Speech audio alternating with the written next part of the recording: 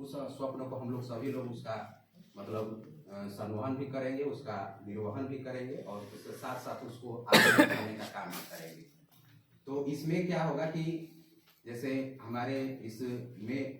25% जो 25% है वो हमको गरीब बच्चों से, इर्द गिर्द के बच्चों को लेना है। उसमें ये भी व्यवस्था की गई है, जिन बच्चों का निःशुल्क एडमिशन लिया जाएगा, चाहे उसका ट्यूशन फीस भी नहीं लिया जाएगा, जो बहुत निम्न वर्ग के बच्चे हैं, जो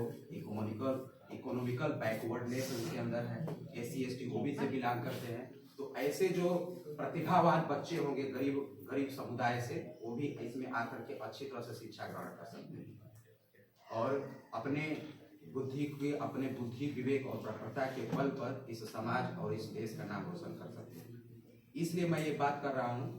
कि जो प्रतिभा ज़्यादातर कमजोर बच्चों में होती है, वो शायद जिसके घर हर सुविधा उपलब्ध होती है, बच्चों को शायद नहीं कर पाते।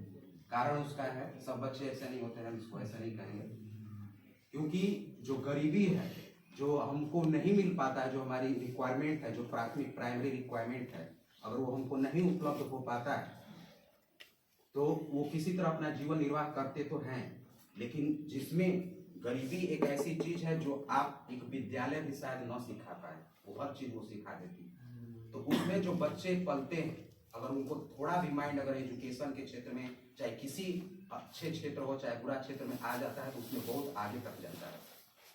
और इसलिए मैं एग्जाम्पल बहुत सारा दे सकता हूँ, और सबसे बड़ा एग्जाम्पल महान विभूति डॉक्टर भीमराव अम्बेडकर को दूंगा। उनको जब इनका समय था, तो जब इनका एडमिशन हुआ था, एडमिशन भी नहीं होता था, ऐसी हमारी भारत की संस्कृति रही, अब हम नहीं कह सकते हैं, क्योंकि ऐसे उस समय मतलब ऐसे समुदाय के जो लोगों को पढ़ने का तक का अधिकार नहीं था और अंग्रेजी हुकूमत था, और उसके बदौलत इनका पिताजी चूंकि सूबेदार थे, सेना में सूबेदार थे, तो शायद इस वजह से उनका एडमिशन किसी तरह हो गया होगा। तो जब वो पढ़ने जाते तो क्लास के बाहर जहाँ बच्चे चप्पल निकालते थे, वहाँ पे उनको बैठाया जाता, because he is belong to very lower community, और इस समुदाय से रखते थे ताकि उसके परछाई भी पड़ जाए तो लोग अपमान समझते थे, अपने को अशुद्ध मान लेते थे। तो इसी प्रक्रिया को मतलब वो लोग निभाते थे, और शायद प्रचलन भी था, तो वहाँ पे उसको बाहर बैठाया उनको जाता था। एक बार डिप्टी साहब उनके विद्यालय में चले गए, तो बच्चों से डिप्टी साहब खड़े होकर बारी बारी से पूछने लगे कि बताओ बच्चे, तुम इस संसार में किस चीज को नहीं छू सकते? तो कोई बच्चा खड़ा होकर कहता हम सूर्य को नहीं छू सकते, कोई बच्चा कहता हम चांद को नहीं छू सकते, कोई बच्चा कहता है कि उस जो आकाश में जो उड़ रही है पंछी, उसको हम नहीं छू सकते हैं। तो लास्ट में अम्बेडकर जी के पास हो गए थे कि तुम बताओ, तुम क्या इस संसार में जो अबुध है नहीं छू सकते हो? तो बड़ी एकदम शालीनता के साथ, बहुत उदार भाव के साथ अम्बेडकर जी बोलते हैं कि साहब, चांद तारे सूर्य चंद्रमा ये तो बहुत दूर की बात है, जो वहाँ खड़ा रखा हुआ मैं उसको छू नहीं सकता। उस डिप्टी साहब और वही